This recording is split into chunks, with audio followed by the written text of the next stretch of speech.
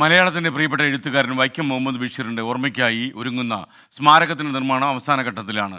കോഴിക്കോട് ബേപ്പൂരിലാണ് ആകാശമിഠായി എന്ന പേരിൽ ഒരു സ്മാരകം ഒരുങ്ങുന്നത്. നിർമ്മാണ പുരോഗതി വിലയിരുത്തി മന്ത്രി PA മുഹമ്മദ് റിയാസ്. ആകാശമിഠായി എന്ന പേരിലാണ് പ്രിയ കഥാകാരന് സ്മാരകം ഒരുങ്ങുന്നത്. മുഹമ്മദ് ബഷീർ അവസാനം വരെ താമസിച്ച വയലാലിൽ വീടെത്തുന്നതിന് മുമ്പ് ബേപ്പൂർ BC റോഡിലാണ് മന്ദിരം പണിയുന്നത്. വിനോദസഞ്ചാര വകുപ്പിന് കീഴിൽ 7.37 കോടി രൂപ ചെലവിൽ കോർപ്പറേഷൻ നൽകിയ സ്ഥലത്താണ് നിർമ്മാണം. അക്ഷരത്തോട്ടം, കമ്മ്യൂണിറ്റി ഹാൾ, കുട്ടികളുടെ കളിസ്ഥലം, വാക്ക്വേ, ഫുഡ് സ്റ്റാളുകൾ തുടങ്ങിയവയാണ് വിഭാവനം ചെയ്തിരിക്കുന്നത്.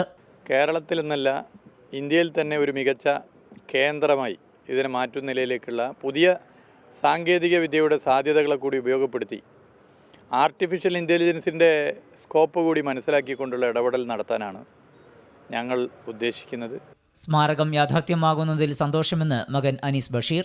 ലോകത്തിലെല്ലാവർക്കും അത് പബ്ലിക്കിനായിട്ട് കാണാവുന്ന സംവിധാനം വരും. എനിക്ക്, എൻ്റെ കുടുംബത്തിന്, എൻ്റെ മക്കൾക്ക് ഒക്കെ കാണാനും സന്തോഷം. അപ്പം കുടുംബത്തിന് മൊത്തത്തിൽ എനിക്ക് ഹാപ്പിയാണ്. മകൾ Shahina Basheer, mayor doctor Beena Philip, ജില്ലാ കളക്ടർ സ്നേഹിൽ കുമാർ സിംഗ് തുടങ്ങിയവരും അവലോകന യോഗത്തിൽ പങ്കെടുത്തു. മലയാളികളുടെ ഏറെക്കാലത്തെ സ്വപ്നമാണ് പൂവണിയുന്നത്.